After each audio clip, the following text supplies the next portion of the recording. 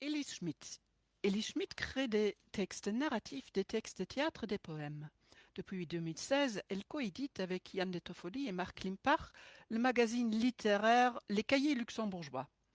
En 2019, elle était boursière du LCP, colloque littéraire de Berlin, et elle a reçu le prix Servet pour son recueil de nouvelles Stürze aus unterschiedlichen Fallhöhen.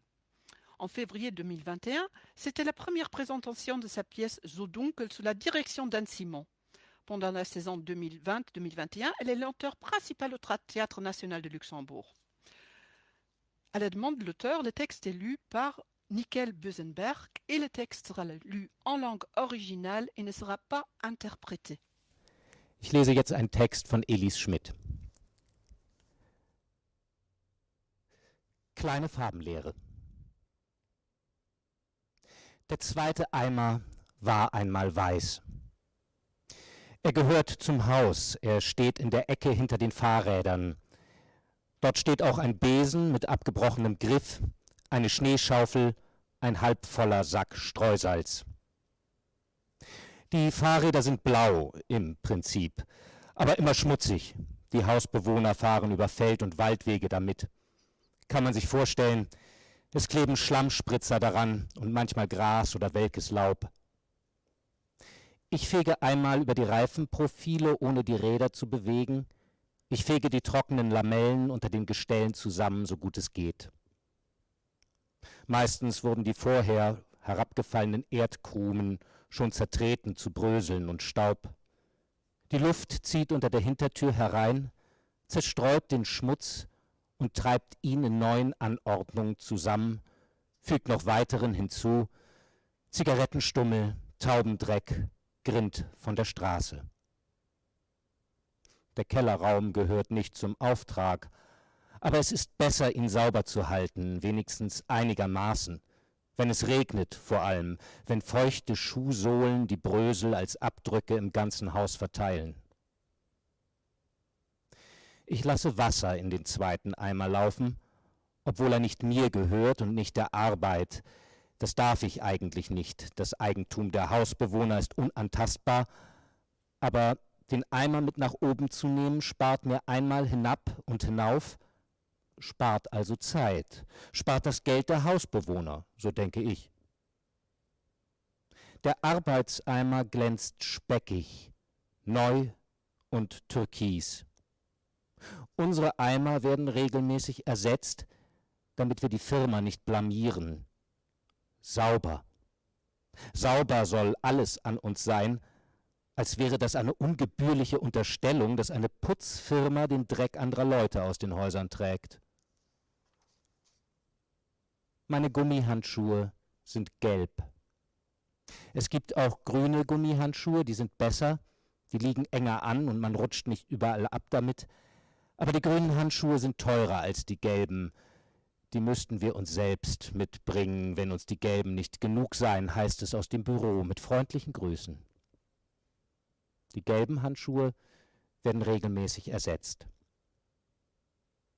Die Eimer nicht zu voll, damit das Wasser nicht überschwappt und die Schultern nicht schon schmerzen, bevor man richtig angefangen hat. Ein Eimer mit Lauge, ein Eimer mit Wasser zum Nachwischen. Das Mittel kommt aus einer Flasche mit grasgrünem Etikett. Das ist den Kunden wichtig, sagt das Büro, dass wir etwas für die Umwelt tun. Man fängt oben an. Oben in diesem Haus steht eine Garderobe auf dem Absatz vor der Tür, ein schmaler Schrank, ein Schuhregal. Ein Regenschirm lehnt an der Wand. Mobiliar im Gemeinschaftsbereich ist in all diesen Häusern untersagt. Wir verstehen das Problem und die Überlegung. Knappe Wohnfläche, es geht nicht höher hinauf, also kein Durchgang, also stört man niemanden. So werden die sich das vorstellen. Aber wir ärgern uns. Man braucht länger zum Wischen. Man kann sich die Beschwerden schon denken, die einem später das Büro mitteilen wird. Die Stelle mit dem Regenschirm spart man garantiert aus. Man muss aufpassen, dass man keine Dellen und Wasserflecken hinterlässt. Man muss sich diese Zeichen von Wohnlichkeit ansehen. Man muss sich jemanden unter diesen verblichenen Turnschuhen vorstellen. Einen dünnen Mann stelle ich mir vor, mit sehnigen Armen und wochentags glatt rasiertem Gesicht. Einen Mann, der auch am Wochenende früh aufsteht und durch den Park zu laufen in extra Sportkleidung und gar nicht richtig ins Schwitzen kommt, stelle ich mir vor. Und am Ende seiner Runde beim Bäcker Croissants holt für die Frau mit den 3 Paar Stiefeln und das Kind, das hier auch wohnt und etwa 7 Jahre alt ist, kann man sich denken. Ein blaues und ein braunes Paar Schuhe. Mädchen oder Junge, das weiß ich nicht. Die Regenjacke hellrot, das ist uneindeutig. Sein Kind? Oder nur das Kind der Frau? Oder umgekehrt? Auch das weiß ich nicht. Das will ich gar nicht wissen. Dann beruht das Nichtwissen auf Gegenseitigkeit. Die meisten Bewohner bekommen mich nicht mit.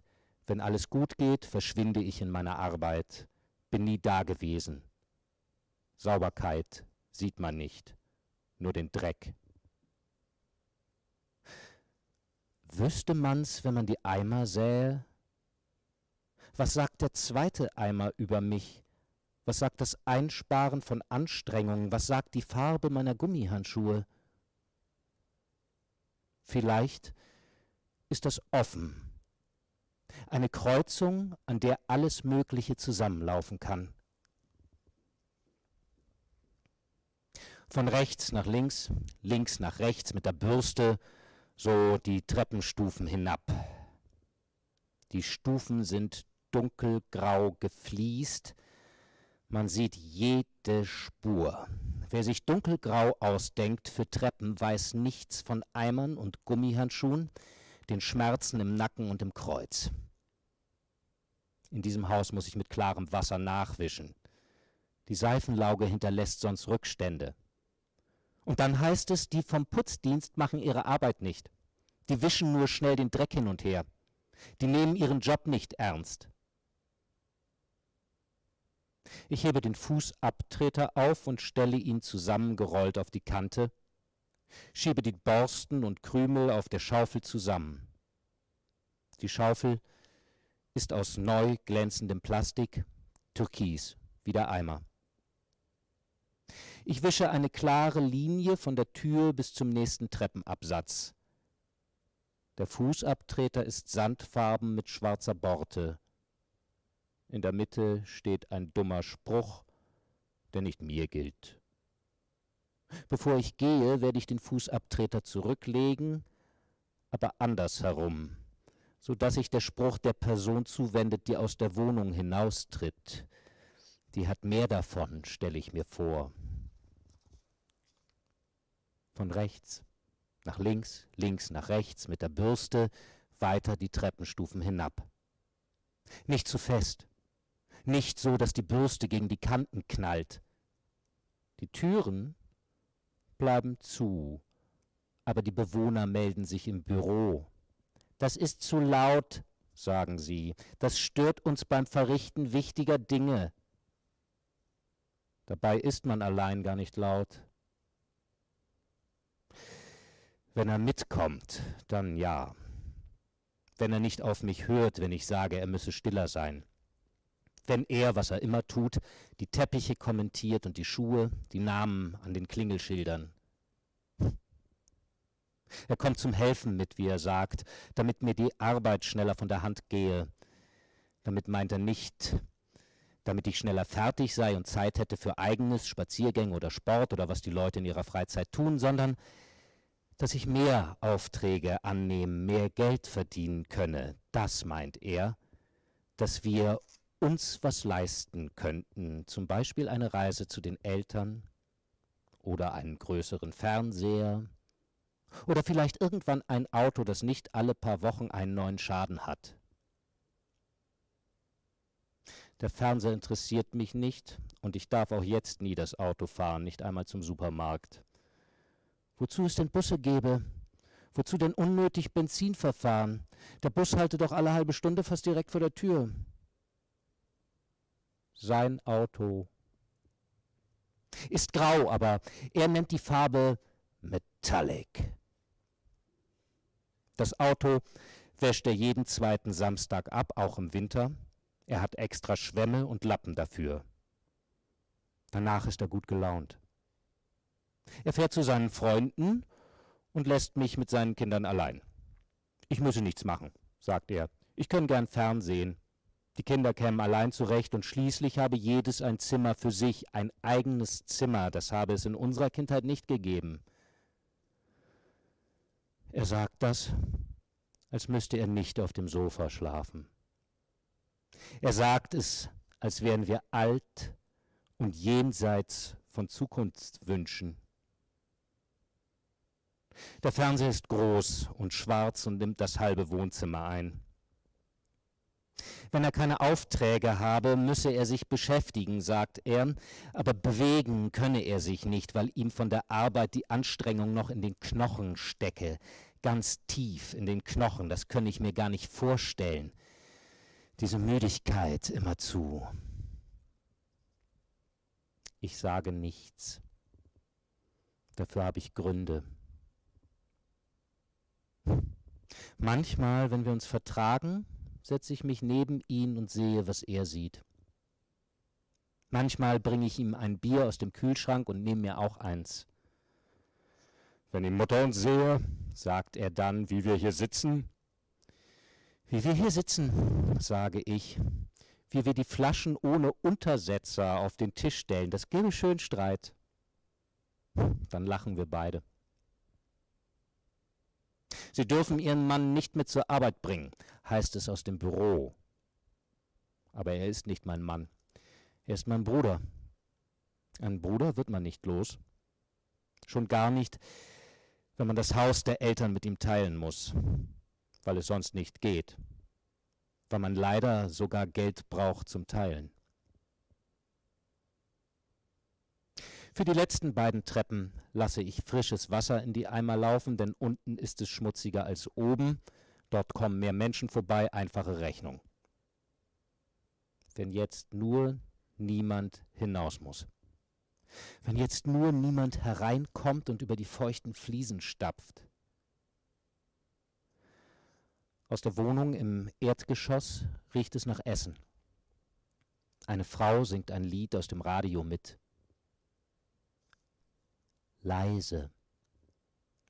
Leise wische ich an der Türkante vorbei, damit sie mich nicht hört und mir einen Kaffee anbietet. Sie hat das schon mehrfach versucht und sah ehrlich enttäuscht aus, als ich den Kopf schüttelte. Das Büro gestattet solche Pausen nicht. Wir sollen die Bewohner in Ruhe lassen. Was, wenn euch jemand sieht, wie ihr Geld verdient mit Kaffee trinken, heißt es. Das könne man sich als Firma nicht erlauben. Ich schwenke beide Eimer sorgfältig aus, auch den alten, der zum Haus gehört. Auf dem Weg nach oben wische ich mit einem sauberen Lappen das Geländer ab. Das machen nicht alle. Einige nehmen mit Bedacht den schmutzigen Lappen und freuen sich, wenn sie an die Bewohner denken, die sich an ihrem eigenen Dreck festhalten beim Treppensteigen. Ich sehe das nicht ein. Einen Schaden zuzufügen, dessen Erfolg man nicht überprüfen kann. Ich lege die Fußmatten zurück. Ich bin fast fertig. Die Kellertür steht noch offen, ich muss noch meine Jacke holen und meine Handtasche. Meine Jacke ist alt, wer zieht sich schon schön an zum Putzen, und die Handtasche praktisch. Ich betrachte kurz meine Hände. Sie sind aufgequollen, ein bisschen grau an den Gelenken und tun weh. Entschuldigung, sagt die Frau beim Eintreten, es tue ihr sehr leid, aber sie müsse nach oben. Die Frau trägt einen hellen Wollmantel und eine Handtasche, die ich aus dem Fernsehen kenne. Sie hält inne, als warte sie auf meine Erlaubnis. Ist trocken, sag ich. Kein Problem. Die Mülltonne muss ich nicht in den Keller tragen, sagt die Frau und lächelt. Die kann ich gern draußen stehen lassen, ihr Mann kümmere sich am Abend darum. Ich müsse die nicht schleppen. Die Mülltonne gehört nicht zum Auftrag. Für die bin ich nicht zuständig. Ich hätte sie auch so stehen lassen. Danke, sage ich und gehe.